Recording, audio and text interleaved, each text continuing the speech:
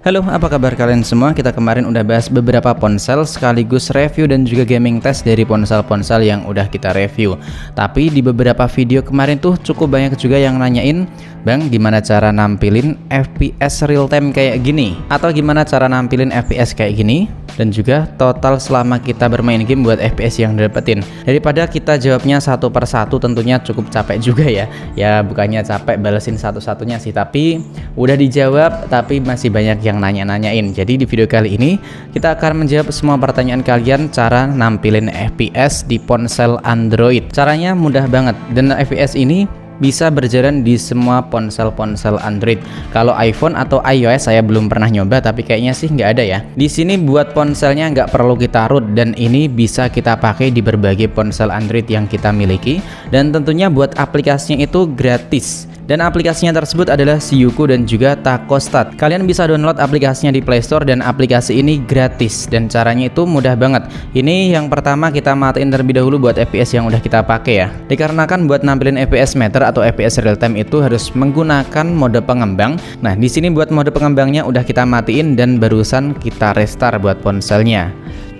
Yang pertama, tentunya kalian harus download kedua aplikasi yang udah kita sebutin tadi, yaitu Syuku dan juga Takostat. Kalau udah di-download, kalian ini masuk di bagian pengaturan terlebih dahulu, masuk di bagian tentang ponsel, dan ini yang kita pakai ponsel Infinix GT 10 Pro sebagai tutorialnya ya, tapi caranya sama semua kok. Kalian masuk di tentang ponsel, kita ketuk atau lebih tepatnya aktifin mode pengembang. Di sini kita ketuk aja. Nah, sekarang keterangannya sudah masuk di mode pengembang ya, dan kita masuk di bagian sistem. Ini udah ada mode pengembang, kita masuk aja, kita cari debugging USB, kita aktifin terlebih dahulu ya. Ini debugging USB kita aktifin, kemudian proses debug nirkabel kita aktifin juga. Kalau saya biasanya kayak gini. Kemudian kalau udah download Syuku dan juga Takostat, yang pertama kita buka terlebih dahulu aplikasi Syukunya. Kita klik aja pairing. Nah, ini kalau muncul keterangan atau permintaan izin kayak gini, kita ikutin aja. Notifikasi kita izinkan. Ini udah hijau semua ya, udah kita izinkan semua. Kemudian kita masuk ini developer option. Kita masuk tadi debugging USB udah aktif. Kemudian proses debug nirkabel juga udah aktif ya. Nah, kita klik sambungkan perangkat dengan kode penyambungan, kita klik aja. Nah, ini kodenya dan ini langsung muncul Syuku kayak gini. Kita masukin aja kodenya tadi. Nah, udah ya, langsung aja kita kirimkan. Dan ini proses penyambungan dengan Syukunya udah selesai. Kita kembaliin aja, kita klik kembali kayak gini. Kemudian kita kembali lagi, kita klik start.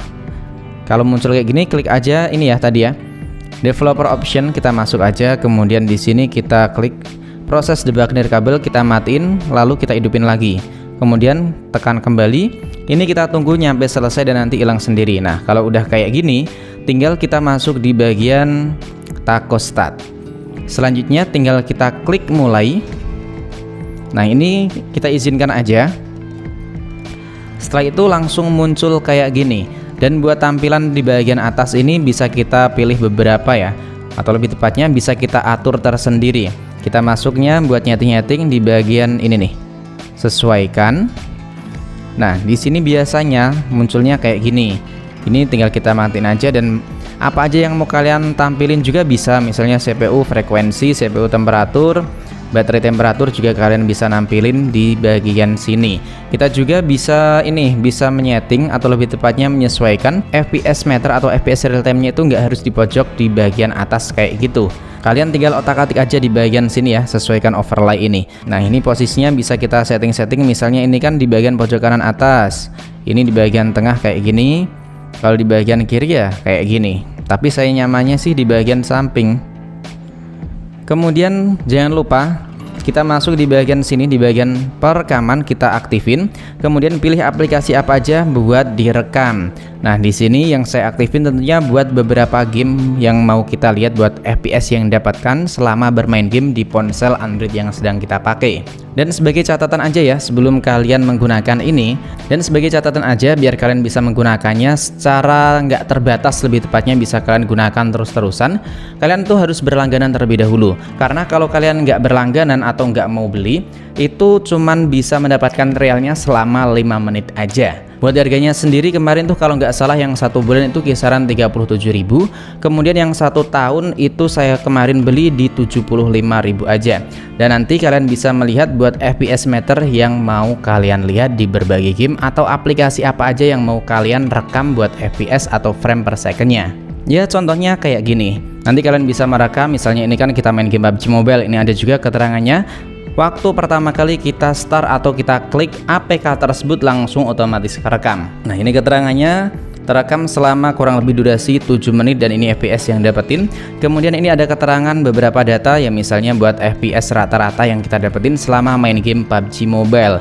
Kurang lebihnya kayak gitu. Dan buat kalian yang masih kebingungan bisa drop aja di kolom komentar, atau buat kalian yang udah nyobain, tulis aja pengalaman kalian menggunakan FPS meter ini apakah akurat atau enggak. Kalau menurut saya pribadi FPS real time ini sangat-sangat akurat banget dan sangat membantu ketika saya bikin video review dari performa atau gaming test dari berbagai ponsel yang udah pernah kita bahas, dan salah satunya adalah ponsel dari Infinix GT 10 Pro ini. Jadi gimana nih menurut pendapat kalian? Tulis aja pendapatnya di kolom komentar apakah video ini sangat membantu, dan jangan lupa share ke teman-teman kalian agar yang lainnya juga bisa tahu gimana cara nampilin buat FPS meter di ponsel Android. Semua ponsel Android, gak harus ponsel Infinix, Oppo, Vivo, itu nggak cuman itu aja ya, bisa di semua ponsel Android. Dan buat video kali ini kayaknya cukup sampai di sini dulu. Sampai jumpa lagi di video selanjutnya.